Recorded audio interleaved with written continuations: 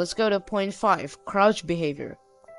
Crouch behavior is also very important. If you are a person who doesn't strafe while shooting, and instead you use another thing which is called crouch spamming while shooting.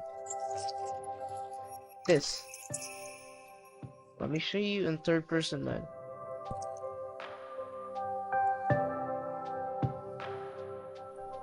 This is called crouch spamming while shooting.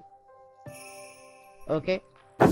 If you're a person like this, you probably want yourself to not have your crouch button on some other button, which is except the thumbsticks. Again, I do not recommend the button puncher because the button puncher has R3 as its crouch, and R3 is a very crucial button because it's also linked with the thumbstick, and the thumbstick can be broken because of that. Now that aside, let me tell you why is the crouch behavior important.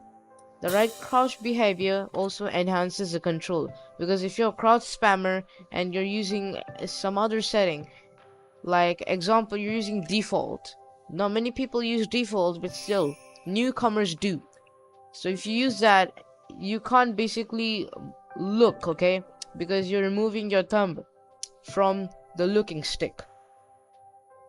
Now how to utilize it. You should actually experiment with both these two behaviors, okay? So crouch behavior is only not in here, okay?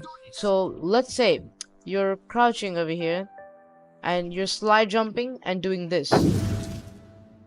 For that, to do all of this, you need a perfect crouch behavior.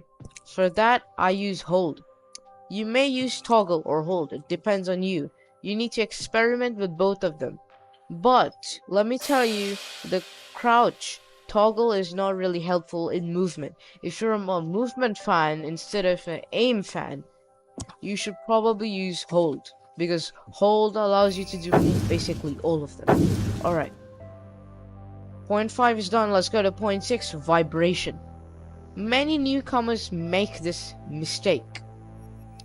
Do you know what is a mistake? Vibration. If you use your vibration in game, that'll be a distraction. Now, why should you listen to me and turn it off? Okay, if you turn it off, it will actually minimize your distractions, okay? Your hand will vibrate, your controller will shake, your aim will obviously flicker, okay? So you would, okay, it can be. It depends on you, but what I say is turn off your vibrations, because you are already having this, right? Incoming damage feedback. You don't need vibrations, you already know where the person is shooting you from. Now, how to utilize it to complete? You need to turn it off, because this will actually help in precision aiming. You can aim properly. You can also do this. This is basically a type of controller neo strafe, but it's only in one direction instead of a circle, okay? Let me show you. You're going to jump while doing the aim and shooting thing, okay? Like that. Now, vibration, the point number 6 is already done. Now, let's go to point number 7. It is HUD opacity. HUD opacity is what most of the players take note of, okay? HUD opacity, what is it basically? You see all of this thing? The performance display, it's blocking some part of your screen. But the performance display is actually also an important thing. I removed the button hints and I also removed the hop-up popper. This one. This one. The hop-up pop-up is basically this. See, if I pick up a wingman, it's gonna show me this, like this. Let me on it for a second. Like that. Skull Piercer Elite. It will pop up. So, let's say that is a very crucial time for me, and that just popped up in the wrong time. I will definitely be angry. See, now I disabled it, it won't come now. You see that?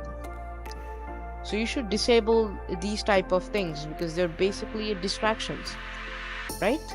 Let's go. Why should you listen to me? You should adjust your HUD opacity, and you should take notes of this, like faded pings, okay? If you take the default one, this will actually be hard, okay? Your teammate is gonna do this, it's going to be bad, okay?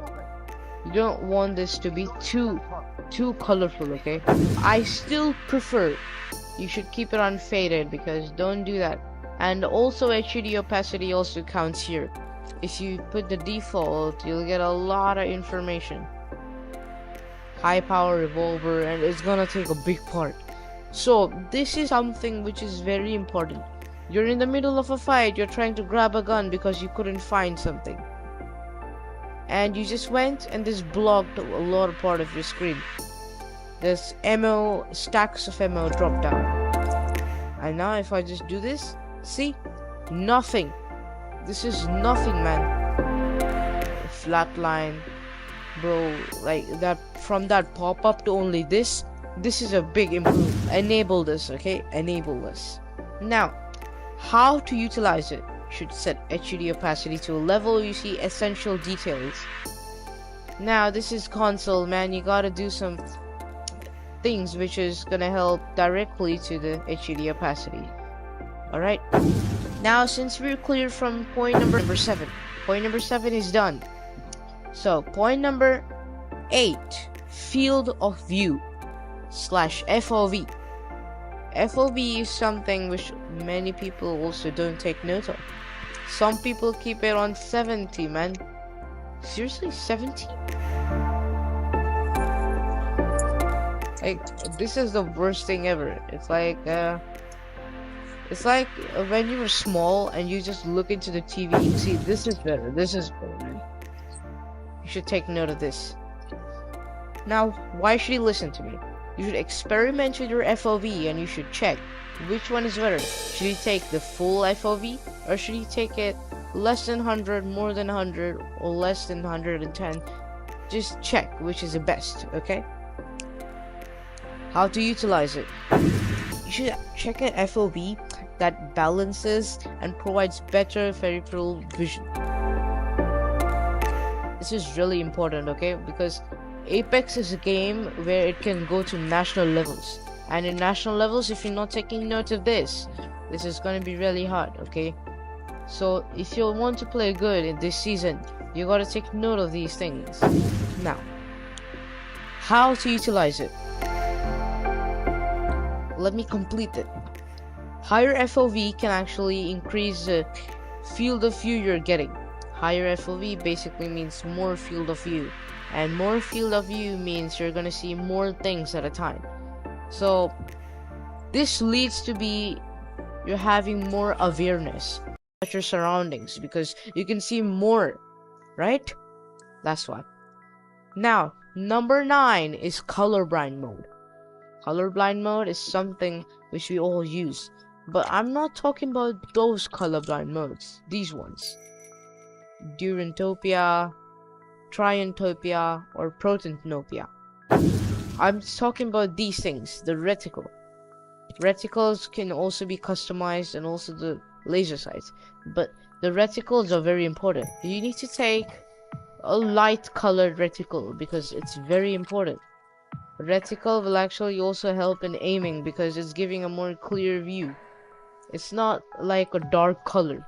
You need something light colored with less opacity. If the opacity will be high, then it will be just like those pings. Remember I told you about these pings? These pings are faded and they're not like distracting. But the unfaded pings are very distracting.